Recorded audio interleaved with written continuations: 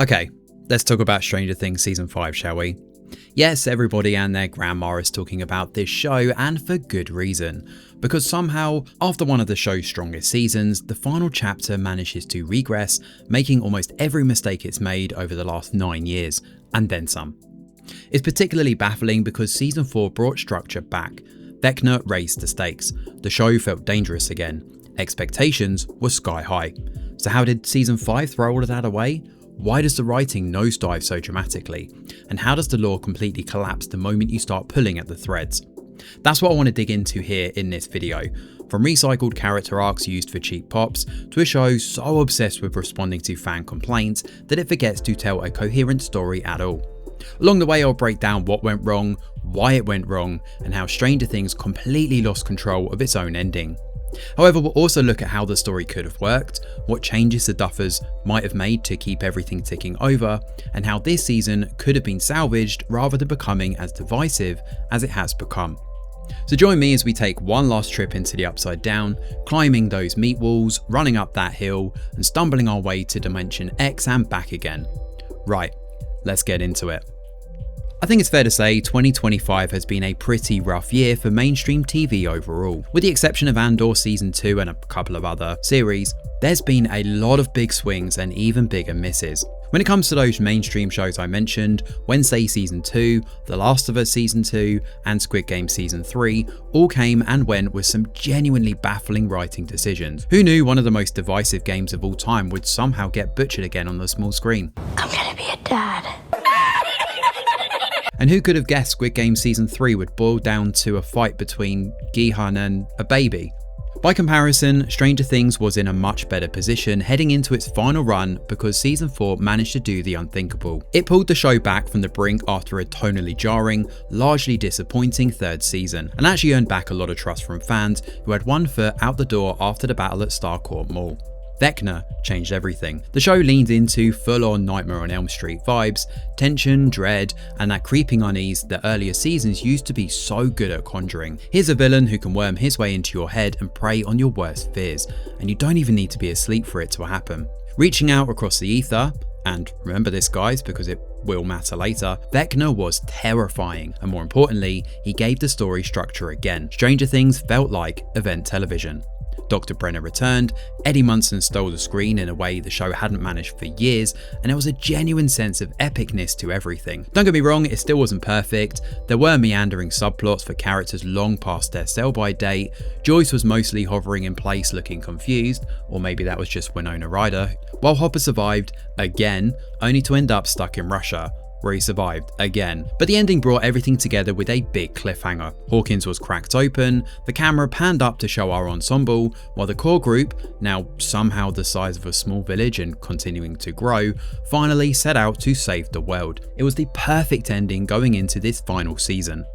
So anticipation was at an all-time high for this one, which is probably why Season 5 stings as badly as it does. Once you take off the rose-tinted nostalgia goggles and actually examine the core narrative, the final season regresses into a strange amalgamation of everything that hasn't worked over the past 9 years. It feels like the Duffers took all the wrong lessons from previous criticism and threw them in here wholesale. What's this? Everybody hated 8, aka Carly, in the show's lowest rated episode of Season 2?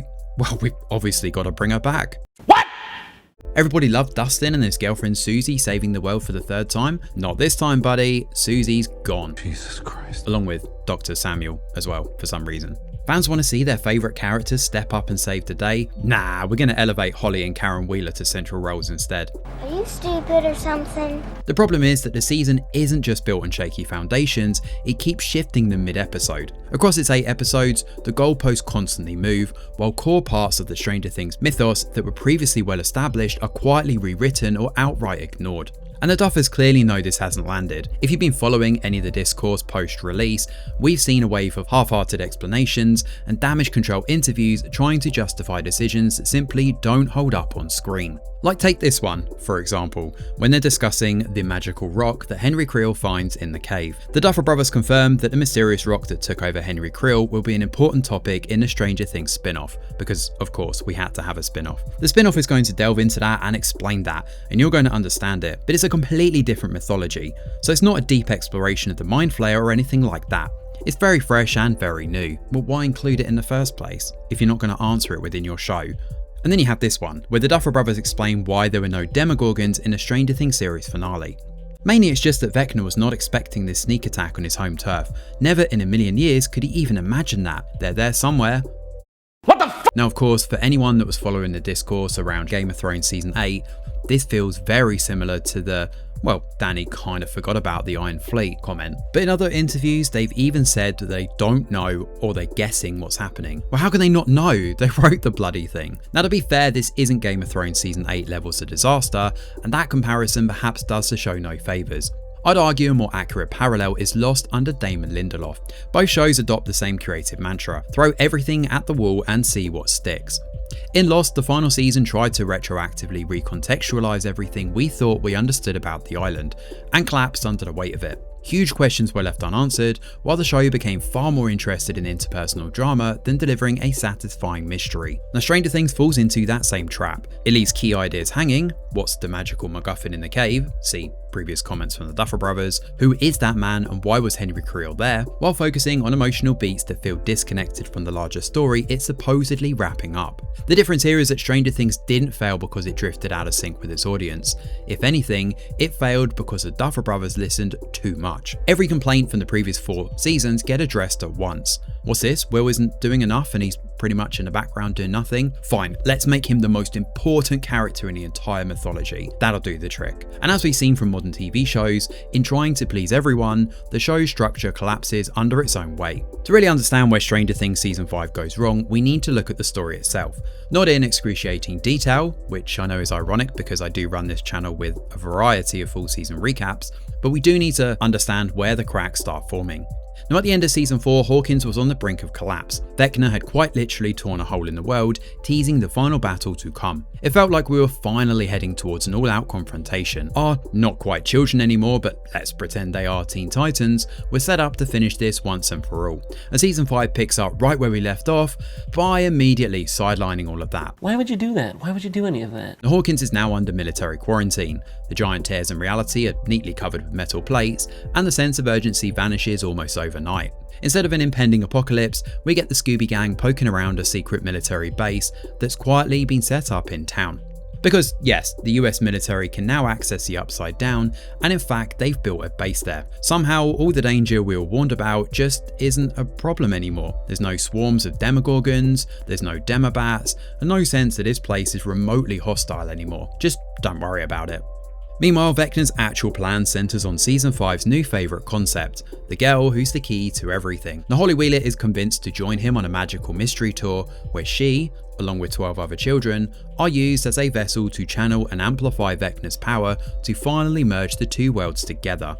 And this is where the lore really starts to unravel. You see, the Upside Down, as it turns out, isn't actually the Upside Down as we've known it for 4 seasons. Despite spending a lot of time here, including a full road trip last season, we now learn it's sealed off by enormous meat walls that nobody has ever seen, holding back an even bigger void. The Upside Down is actually just a bridge. Beyond it lies another world, helpfully named the Abyss or Dimension X, which is apparently on course to collide with Earth because it's a better place to live.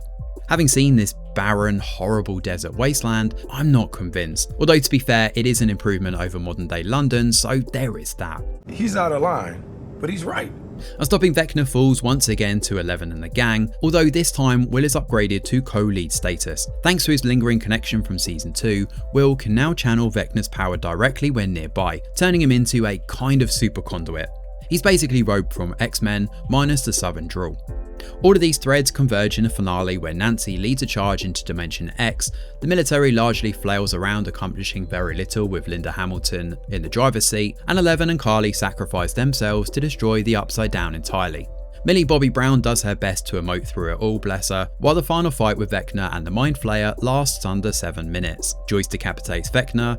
The show briefly toys with the misunderstood villain angle and then immediately walks it back. Then we get an hour-long epilogue where we learn Elle may not actually be dead. Or maybe she is. It's up to you. Roll credits.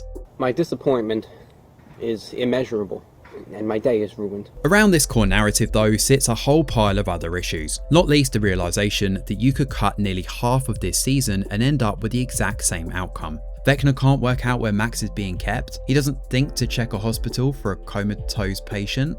or send Demogorgons there to have a look? Remember Vecna's ability to dig into primal fears? Did he not think to focus on Lucas, whose primary fear here is losing Max while sitting by her bedside? Why isn't any of this explored? Don't ask questions. And that's before we even get to the fact that, for nearly 4 episodes, the gang put together an absurdly elaborate plan to break into the secret military base, rescue the kids, escape, and introduce a brand new character, Derek, whose sole purpose is to act as a mole for the military complex. But let's be fair here, Derek is an absolute goat and should be protected at all costs. Anyway, the plan itself is wildly over-engineered. They drug Derek's parents and sister, lure a Demogorgon into an abandoned barn, tag it with a tracker, and then follow it into the Upside Down, all in the hopes that it somehow leads them back to Vecna, and none of it matters. Because if they'd simply waited at the base a little longer, Vecna would have shown up through that portal anyway, triggering Will's power activation regardless. And even after they're captured and dragged into Vecna's Mind Palace, it still takes the gang killing Vecna outside to wake all the kids up and free them from Vecna's Mind Palace. At that point, they might as well have stayed at Vecna's house, put their feet up and waited it out. All of this runtime becomes narrative dead weight. And speaking of dead weight, now's probably the perfect time to talk about the sheer number of characters this show is dragging along. Jesus Christ, does Stranger Things have a serious bloat problem. The Duffer Brothers just don't know when to stop. Season 5 is stretched paper thin as it is because there are too many characters fighting for relevance and not enough story to justify them. Half the cast are functionally redundant to the main plot, and the rest are stuck repeating arcs they already completed seasons ago. Take Hopper for example. In season 1 he's a broken man, a sheriff who is emotionally shut down after the death of his daughter. 11 gives him purpose again, and that arc is genuinely beautiful. It's one of the show's strongest emotional through lines. Season 3 then walks it back and turns him into an overprotective cartoonish dad, undoing all of that growth. Season 4 partially fixes it by throwing him into Russia and away from Elle, forcing him out of his comfort zone. And then Season 5 immediately resets him back to the overprotective cartoon dad again. And that's the problem. It's not the bad writing in isolation, but writing stuck in a loop. And then we look at Lucas, who's reduced to little more than a conduit for Max's storyline. In fact, I swear this kid only had a handful of lines outside of Max, with almost no agency of his own. Jonathan and Nancy are just sort of here, I guess. Their love triangle with Steve is half-heartedly resurrected, yay, the crowd goes mild, and then sloppily wrapped up in the yogurt room. And these characters aren't evolving, they're being maintained, and maintenance isn't storytelling. I've said this a lot, but what Stranger Things really needed this season was stakes. There's an on-running joke in this show that new characters are introduced just to kill them off, and season 5 could have broken that mold and immediately got things off to a shocking start. The beginning of episode 2, for example, sees Karen and Ted Wheeler destroyed by a Demogorgon. Sure, the former goes all wine mum and manages to stab the demo a few times, but she was fatally wounded. These aren't important characters in the grand scheme of things and could have helped notch the tension up if they'd actually just been killed off. Instead, 3 episodes later we have Karen Wheeler destroying 3 Demodogs in hospital, bringing her kill count to 4. For those keeping track, that's more than every other character in the show bar 11. The show gestures towards consequences and then backs out at the last possible second. The thing is, you don't need to kill people just for the sake of shock, but killing a character immediately unlocks a whole exciting wave of possibility for character progression. So let's take an inconsequential character and see what happens if you eliminate them. Let's take Jonathan for example. Fresh off his pointless stoner arc in season 4, killing Jonathan early could have unlocked a new angle for Will, Joyce and many other characters. Perhaps Will's coming out scene is tinged with bittersweet regret that he couldn't be open with his brother, the same brother who believed in him in season 2, as they sat and listened to music together. It's an emotional moment Will would have to live with for the rest of his life. Joyce, meanwhile, in a bid to protect Will from danger, neglected her other son and now has a horrible weight over her in feeling like she wronged Jonathan. Nancy never truly gets to say what she thinks about Jonathan, Steve doesn't get closure with him either, the kids lose their big brother influence, and Hopper has more friction with Joyce as a result of this. And this is all stemming from one inconsequential character. So if this is a fringe character, what happens if we kill off a fan favourite? Ahead of time, many people tipped Steve to pass, but of course there's no way the Duffers would have had the balls to do that. Despite his arc being complete, he's grown, matured, and found his place as a protector rather than a jock or the boyfriend. Killing Steve would have serious ramifications for everybody. Steve dies and Nancy mourns him. What does that do for Nancy and Jonathan's relationship, if they were still together before the yogurt room? How does this affect Dustin? He begins the season in a dark place after Eddie's passing. Does this tip him over the edge? Does it make him prime real estate for Vecna to slide in and manipulate him? Meanwhile, Robin evolves from just quirky, regressive parrot in season 5 to a deep and interesting character, losing the one person who made her feel safe. The death would feel earned and unlock so many possibilities.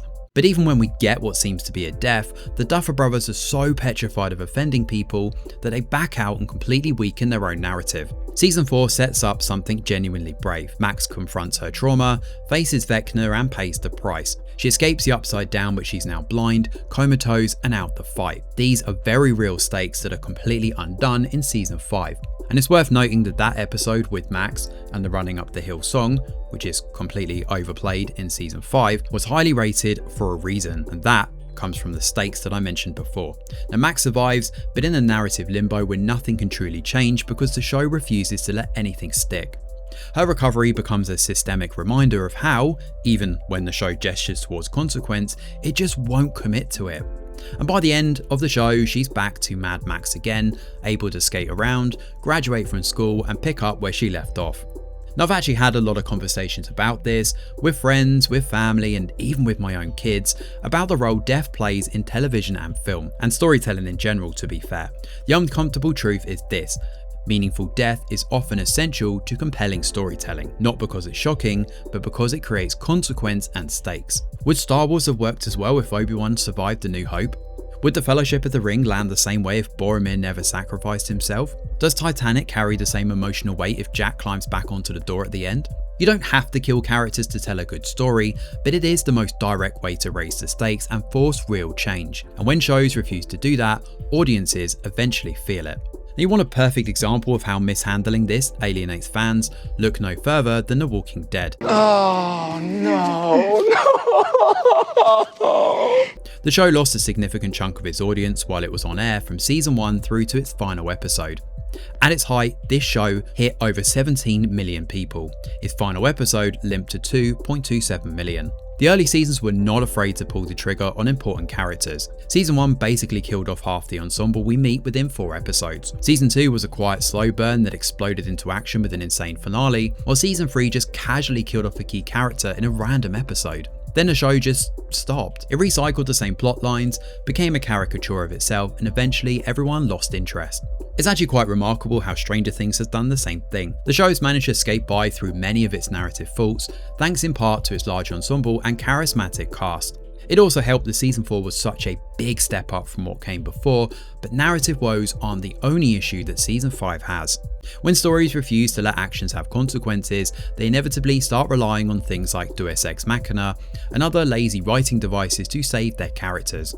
And season 5 does this repeatedly, and it's almost criminal the amount of time it does it. It really doesn't need to, given it's the final season. So often we see characters written into impossible situations, not to create tension, but to be rescued at the last second by information, powers, or coincidences that weren't earned. These aren't clever reversals, they're emergency exits. And once you spot one, you start seeing them everywhere.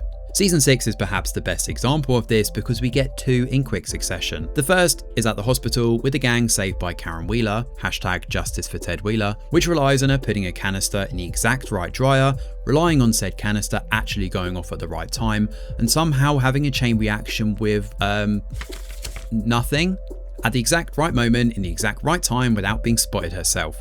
And in that same episode, Nancy and Jonathan are saved by the floor solidifying in the yogurt room. Well, that was lucky.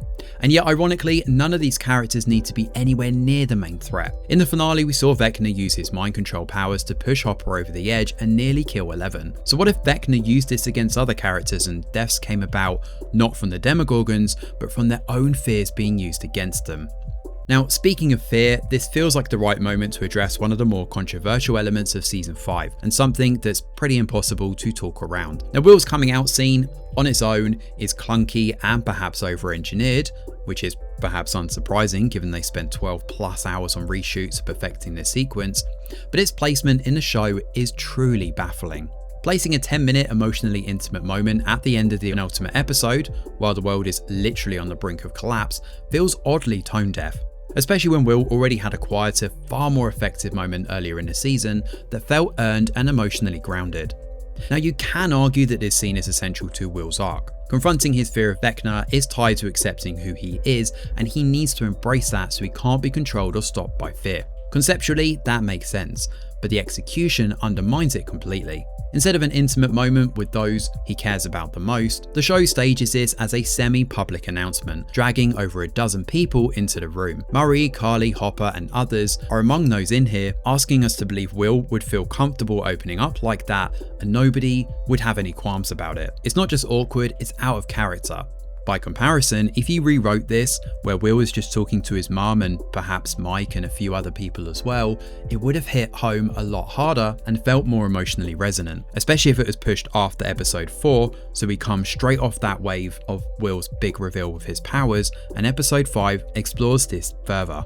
By comparison, coming out scenes in Heartstopper and Heated Rivalry work because they're woven into the emotional rhythm of the story. In Heated Rivalry especially, the moment feels organic, character driven, and quietly uplifting, not because it's big, but because it's personal. And as an aside, that series, Heated Rivalry, is excellent, and I'd highly recommend checking it out.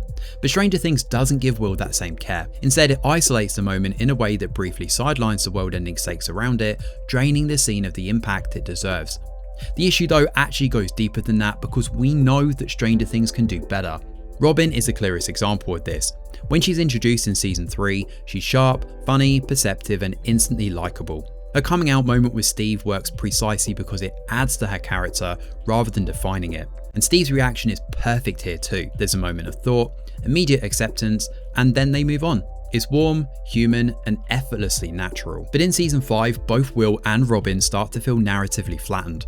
Not because of who they are, but because of how narrowly the show chooses to write them. Their scenes increasingly orbit a single aspect of their identity. Conversations repeat the same emotional beats repeatedly, interactions stop revealing anything new, and over time that focus crowds out everything else that once made these characters feel fully rounded. And that's a real issue here, not who these characters are, but how little the writing now allows them to be. And in the end, Stranger Things didn't collapse because it lost its audience, its charm, or even its ambition. It collapsed because it lost the courage to commit. Season 5 is terrified of consequence, endlessly hedging its bets, recycling its ideas, and smoothing over every sharp edge until nothing can really cut anymore. It's a dull, blunt instrument that loses its effectiveness. Characters survive when they shouldn't, there's zero stakes to anything that's happening, arcs loop back over themselves, and emotional moments land so far out of place they feel detached from the story they're meant to serve. This was meant to be a finale, an epic sci-fi endgame of its time, a moment where everyone gathered to see the heroes finally face the cost of victory. Instead, it plays like a show still afraid to let go. And Stranger Things ultimately doesn't end with tragedy or triumph. It ends with exhaustion, and for a series that once understood the power of risk, that's perhaps the most disappointing outcome of all. But what about you guys? What did you think of Stranger Things Season 5? Did you enjoy it? Were you disappointed? How would you have changed the season and written it in a more effective way if you didn't enjoy it? As always, please let us know in the comments below. Thanks for watching. Smash a like or subscribe to the channel, your support is very much appreciated. I'm Greg Wheeler, and from all of us over here at The Review Geek, we'll see you on the next video.